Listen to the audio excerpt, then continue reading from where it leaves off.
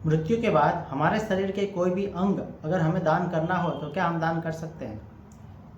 अगर life time के लिए उबाला हुआ पानी पीने का नियम है और ऐसे समय में कहीं ट्रैवल करने का हो जाए, 2-3 दिन की यात्रा हो जाए, रास्ते में कहीं भी उबाला हुआ पानी ना मिले, तो ऐसे सिचुएशन में क्या करें? ऐसे कई सारे सवालों के जवाब मिलेंगे आपको इस वीडियो में। बने रहिए हमारे साथ।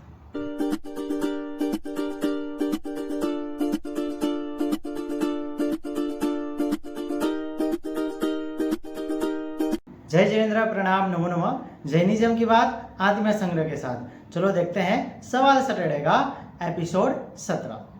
सवाल सैटरडे एपिसोड 17 हम शुरू करें उनसे पहले मैं आप सभी को बता दूं, अगर आपके भी मन में कोई सवाल है तो वह सवाल का जवाब आप सभी दे सकते हैं। और एक इंटरेस्टिंग चीज़ हम बहुत ही जल्द शुरू करने वाले हैं, वह यह है कि ये जो सवाल सैटरडे के जो भी क्वेश्चंस हैं उनके 100 क्वेश्चंस कंप्लीट होने पे हम एक बहुत ही बिग अनाउंसमेंट करने वाले हैं। अभी तक 80 सवाल हमारा कंप्लीट हो चुका है और आगे बस 20 सवाल बाकी है, और वह 20 सवाल कंप्लीट हो जाएगा फिर हम अपने प्लेटफॉर्म पे आप सभी को एक अच्छा गुड न्यूज़ भी देने वाले हैं, जिसके कारण आपको जो है अधिक ज़्यादा ज्ञान मिलेगा और मनोरंजन के साथ ज्ञान मिलेगा और मज़ा आएगा।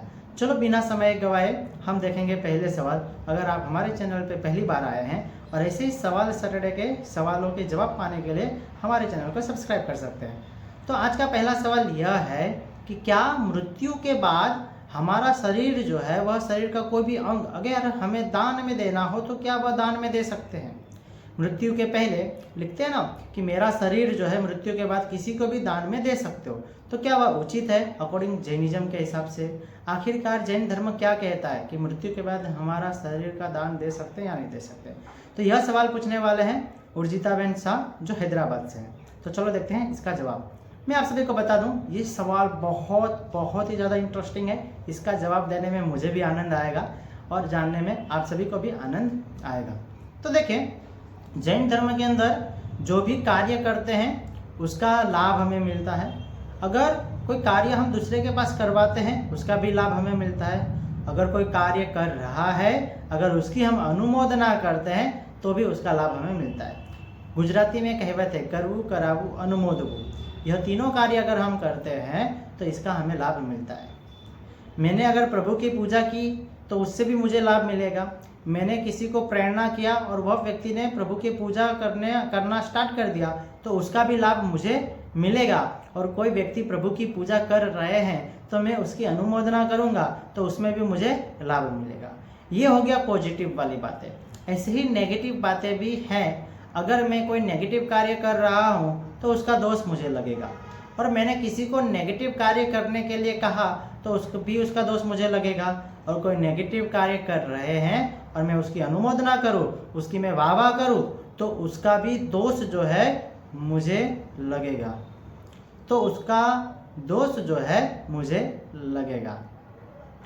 तो यहाँ पे हमारा शरीर जो है, शरीर के अंग जो है वह दान देने की जो विचार है वो विचार में कोई प्रॉब्लम नहीं है, विचार अच्छा है।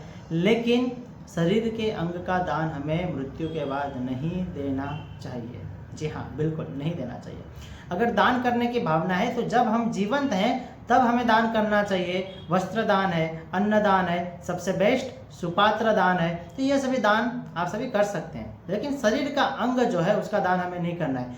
क्यों नहीं करना है? तो जैसे मैंने बताया पॉजिटिव और नेगेटिव, उसी प्रकार से मैं अपने शरीर का किसी को दान करूंगा, मृत्यु के बाद मुझे नहीं मालूम है कि यह शरीर के जो अंग है वह अंग का क्या उपयोग होगा। जैसे एग्जाम्पल एक लेते हैं कि आँख का हमने जो है दान किया, शरीर के अंग में से 2 आँख जो है वो हमने दान में कर दिया। तो जिस व्यक्ति को डॉक्टर ने आँख फीड किया होगा वह व्यक्ति जो है, वह जीव जो है, वह आँख का सदुपयोग ही करेगा, इसकी कोई गारंटी नहीं होती। उसका वह दुरुपयोग भी कर सकते हैं। और संसारी जीव है तो डेफिनेटली दुरुपयोग तो होना ही है, सदुपयोग के साथ साथ दुरुपयोग होगा। चांसेस ज़्यादा ये है कि दुरुपयोग अधिक होगा और सदुपयोग कम होगा।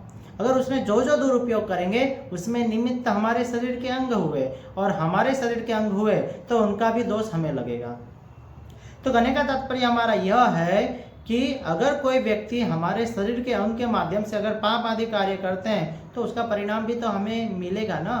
तो क्यों? क्योंकि हमारे माध्यम से, हमारे निमित्त से वह कार्य कर रहे हैं तो उसका लाभ भी हमें मिलेगा। अगर वो कोई अच्छा कार्य कर रहे हैं तो भी लाभ मिलेगा, बुरा कार्य करेंगे तो भी वह हमें पाप जो है उसका बंद होगा। तो कहने का तात्पर्य यहाँ पे ये है कि शरीर के अंग हमें दान नहीं देने चाहिए। ओके, इसके साथ ही दूसरे सवाल पे हम आगे बढ़ते हैं कि प्रभु को चढ़ाया हुआ पुष्प अगर उठा के वापस चढ़ाना हो तो क्या हम चढ़ा सकते हैं? और यह सवाल पूछने वाले हैं अजित जैन जो रतलाम से हैं। तो चलो देखते हैं इसका जवाब। तो देखो, सामान्य से जो फूल हमने प्रभु को अर्पण कर दिया, जो फूल हमने चढ़ा दिया, वो फूल पहली बात तो उठाना नहीं चाहिए।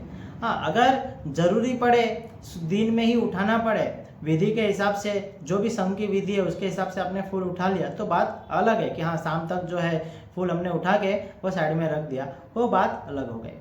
लेकिन किसी वैसे नॉर्मली फूल उठाए और फूल रख दिया, ऐसा कुछ नहीं करना है। अगर हमने फॉर एग्जाम्पल के हिसाब से ये समझते हैं, अगर प्रभु की अंगरचना हमने की है और वह अंगरचना जो है हमें करना है, तो अंगरचना करने के लिए फूल हमने लिया और वह कवच जो है प्रभु का हमने चढ़ाया, तो वही फूल जो है वह फूल वापस चढ़ाना हो तो हम चढ़ा सकते हैं। लेकिन वह फूल हमने नीचे नहीं रखा हुआ हो, थाली में रखे हुए हैं, तो वह फूल वापस उसी भगवान को जो है, नेमिनाथ दादा हो तो नेमिनाथ दादा को ही वापस वह फूल हम चढ़ा सकते हैं। अगर आपके पास नए फूल नहीं है तो नए फूल है तो आप नए फूल भी चढ़ा सकते हो। ठीक है, तो इसके हिसाब से हम ये सवाल का जवाब हम समझ सकते हैं। उसके बाद आगे बढ़ते हैं। यह सवाल कि उबाला हुआ पानी का नियम है और किसी कारणवश ट्रैवल करना पड़े और ट्रेन के अंदर उबाला हुआ पानी की व्यवस्था ना हो तो ऐसे सिचुएशन में हमें क्या करना चाहिए? और यह सवाल पूछने वाले हैं जयंती भाई जो भोर यानी कि पुणे से हैं। तो चलो देखते हैं इनका जवाब। और यह सवाल जो है, यह सवाल जो पूछा है, यह प्रैक्टिकली उनको करना था और उनका यह सवाल आया। तो हमें बहुत ही आनंद होता है कि आपके मन में कोई भी सवाल होते हैं तो वह सवाल की इंक्वायरी जो आप हमें करते हैं। तो यहाँ पे जो है, अगर उबाला हुआ पानी पीने का नियम है और आप ट्रैवलिंग कर रहे हो और ट्रैवलिंग में कहीं पे भी उबाला हुआ पानी नहीं मिल रहा है तो क्या कर सकते हैं? तो देखो, बोतल के अंदर कच्चा पानी तो होता ही है, वह कच्चे पानी के अंदर राख जो है, राख हमें साथ में ले जाना है। थोड़ा सा राख कच्चे पानी के अंदर मिक्स कर देना है।